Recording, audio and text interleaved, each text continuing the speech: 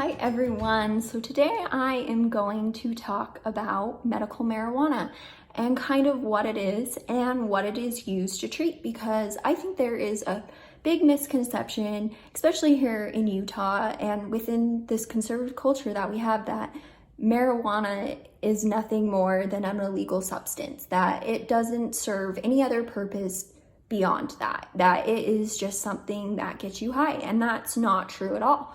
And I want to talk about what it is used in the medical field, what medical marijuana is prescribed for. So first, it is prescribed mostly for chemotherapy patients to help with the nausea and the vomiting that they experience, and to also stimulate their appetite so that they will eat. And they also use this medical marijuana for children who have very severe forms of epilepsy, and this helps prevent them from having seizures. And I think this is a very great thing, that medical marijuana is helping these people who are in pain, or helping to take away some of the pain or discomfort that they are in. And I feel like if people had a better understanding of this, that they would get behind having more expansive medical marijuana laws, and that if we put out there that marijuana actually really helps these patients, really helps chemotherapy patients, that this would be a good thing, because I don't really see a problem with medical marijuana. There's a lot of research behind it that shows that it is effective, that it is a great alternative to opiates, and that it actually can help curb opiate addiction, that it can kind of almost treat opiate addiction. And that research actually dates all the way back to 1891, where an American doctor by J.B. Matheson published a paper in the St. Louis Medical and Surgical Journal stating that cannabis, medical marijuana, was very effective at treating opiate addiction.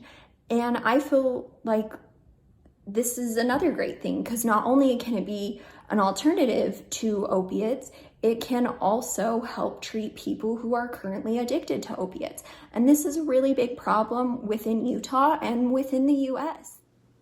Talking a little bit about the process of having access to medical marijuana, I have interviewed Dr. Tim Pickett, who is a qualified medical provider, founder, and the owner of the Utah Therapeutical Health Center, specialized in medical marijuana in order to qualify patients to have access to the drug. The amount of accessibility to cannabis is the right number, because it's a relatively safe drug to use, but it's important to be cautious about what they have been doing, which is not only giving the accessibility to the patients, but also instruct them on the correct use of the drug. By doing that, the use of medical marijuana can get more credibility to the eyes of the community and medical providers. While considering medical marijuana accessible to patients, some states believe that the drug should not be accessible to all adults until doctors, specialists, and providers can provide more legitimacy for marijuana as medicine. Doctors and providers can use medical marijuana safely and be able to manage patients with it. The accessibility can be extended to more people in a safer environment. Although much of the global cannabis market economic boom focuses on the recreational market potential, the enthusiasm around the use of the plant for medical purposes has clinical and scientific grounds, with recreational purposes, but also for medicine. Every state should be concerned about establishing credibility towards the use of the drug, since it's a very effective drug when it's well administered. Some states have already about 15 qualifying conditions to access medical marijuana, and states have been working harder to provide more accessibility, but also mindful of what they are doing.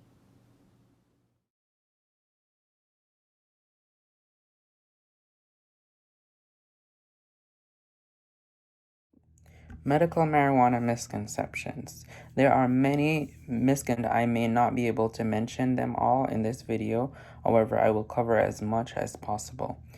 Medical marijuana is ideal for someone that has chronic conditions who have tried many different methods to experience relief, whereas nothing they have tried have worked. This misconception that prevent people from trying this kind of treatment are worrying about it making them feel groggy or just tired. Many different misconceptions are that marijuana is a gateway drug, meaning it wants others to try harder or more dangerous drugs. This is not so, as there are no evidence to this theory. For situations like this, it is not exactly true because you will be given the strains that will treat your symptoms by medical professionals. So if you are not sleeping, you will not get the strain that will make you sleep. According to Executive Administrator Aaron Lasher at the Lakewood Medical Clinic in Ohio, in general, there are two kinds of marijuana. You have indica, which is better for nighttime use, that has a sedative effect. And then you have the sativa, which would be the opposite. It is better for daytime, which gives you energy, enhances your appetite, and relieves depression. Another misconception is that a lot of people think you have to smoke it. This is not always true and can be illegal in some states. There are many other ways in which you can administer your dosage: by inhalation, by using a vaporizer. It can be ingested with an edible. There are things you can place under your tongue. There are many different creative ways in which this can be administered. Many think that marijuana cannabis is dangerous and deadly. Any drug can be used for overdose. It is possible on the THC. However, it is not physically possible to consume enough THC to reach this level or even remotely close to it, as there has never been any confirmed deaths in this theory in the history of the marijuana use. Thank you. Hey everyone. So Gamil did a great job talking about the common misconceptions when it comes to medical marijuana. Now we're going to dive into how much of an impact this drug really has for good. So first, let's start off by talking and looking into what medical conditions marijuana can help treat. First, you got Lou Gehrig's disease, HIV and AIDS, epilepsy, terminal illness, Parkinson's disease, multiple sclerosis, Crohn's disease, glaucoma, cancer, seizures, PTSD, chronic muscle spasms, anxiety, and chronic pain. The list goes on and on and on. Current treatment of these conditions relies heavily on prescription drugs. Many of those drugs are highly addictive, and overdose on those drugs can lead to death. One of those drugs that are prescribed frequently are opioids. In 2018, Utah providers wrote 57.1 opioid prescriptions for every 100 persons they prescribed to. Roughly 21% of patients prescribed opioids for chronic pain misused them. Between 8 and 12% of people using an opioid for chronic pain develop an opioid use disorder or addiction. In Utah alone, more than 487 of those overdose deaths in 2018 were from opioids. That's super sad. With this statistic in mind, we should note that medical marijuana alleviates pain like opioids, but doesn't have any of the negative side effects such as overdose and addiction. It's also incredibly interesting that in areas where a dispensary is opened, which a dispensary is where you go to get that medical marijuana prescription filled, in areas where those dispensaries are opened, opioid-related fatalities decline by up to 11%.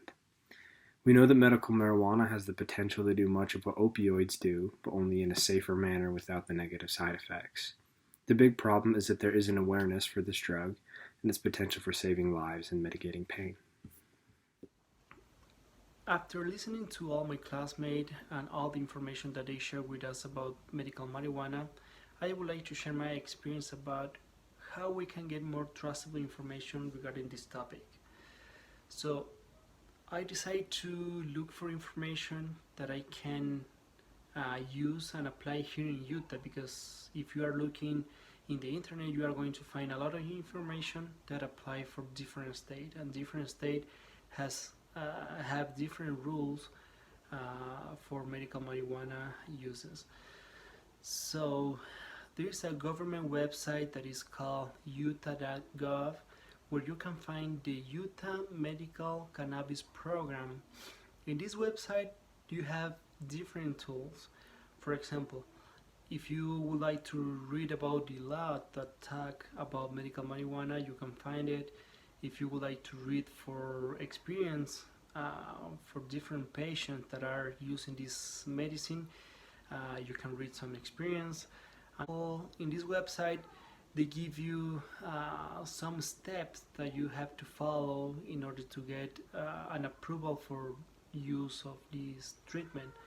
So you can find different information, like for example, you have to meet a qualified medical provider that can help you with this process. So they are going to analyze your case, they're going to give you more information about, and they are going to start. You can visit the Utah Medical Cannabis Program, where you can find a lot of trustable information and that can guide you in this process of looking for trustable information. So thank you guys for watching our digital essay, and thank you for your time.